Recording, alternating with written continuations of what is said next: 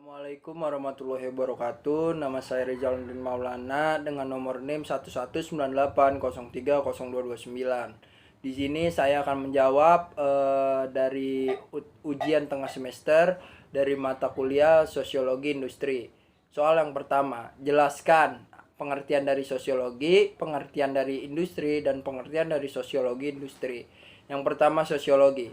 Sosiologi adalah ilmu yang membahas tentang berbagai aspek dalam masyarakat serta pengaruhnya bagi kehidupan manusia. Untuk istilah sosiologi pertama kali digunakan oleh Auguste Comte dan kemudian diperluas menjadi suatu disiplin ilmiah oleh Emile Durkheim.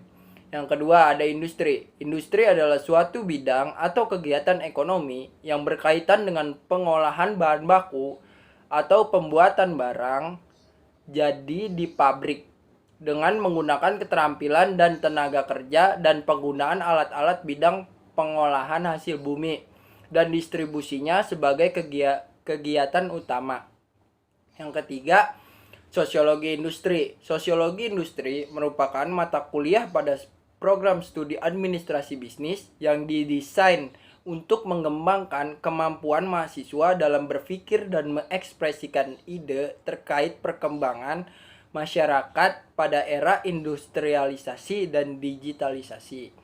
Lanjut soal nomor 2. Objek dan ruang lingkup sosiologi industri diklasifikasikan menjadi dua, yaitu secara internal dan eksternal. Uraikan secara jelas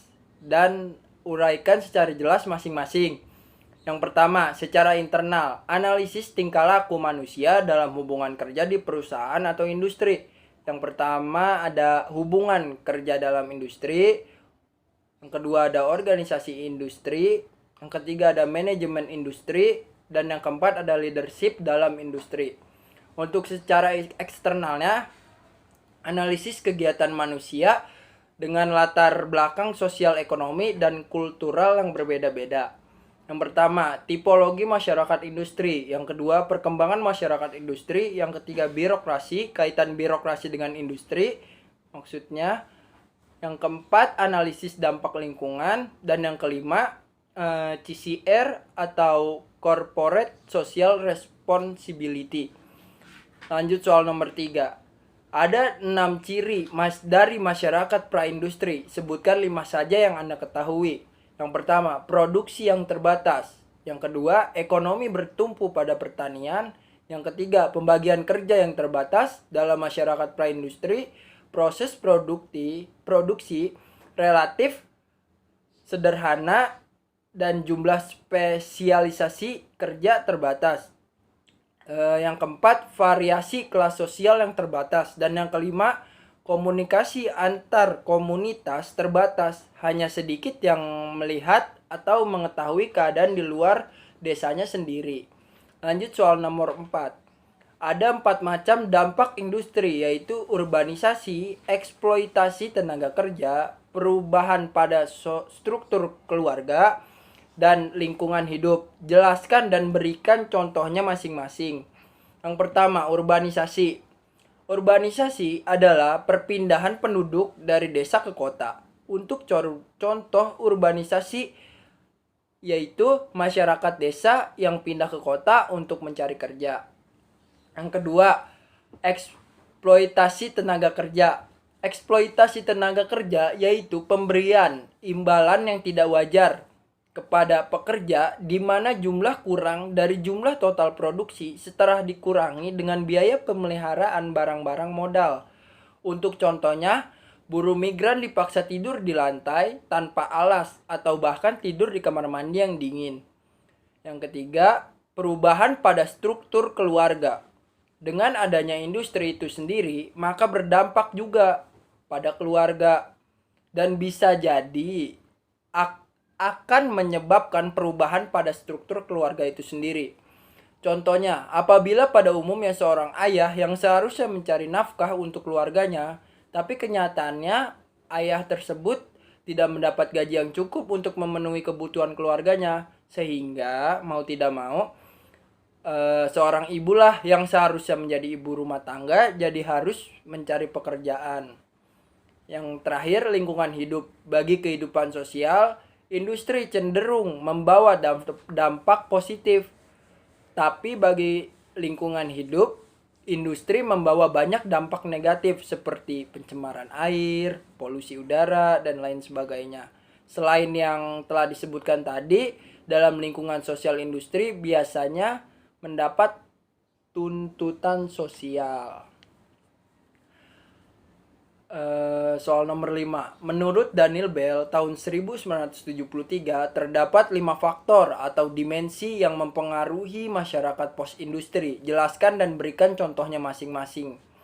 Yang pertama, menyangkut sektor ekonomi, di mana masyarakat penghasil barang jadi beralih menjadi masyarakat penghasil jasa. Contohnya, pemilik modal jadi penyalur.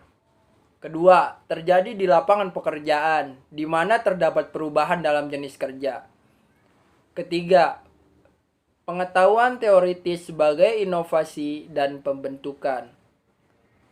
Kebijaksanaan bagi masyarakat, contohnya pengetahuan teoritis lebih unggul ketimbang empiris. Yang keempat, orientasi masa depan dengan mengendalikan teknologi. Contohnya, jadi kita bisa mengendalikan teknologi seperti HP dan lain-lain. Yang kelima, pengambilan keputusan dan penciptaan teknologi baru.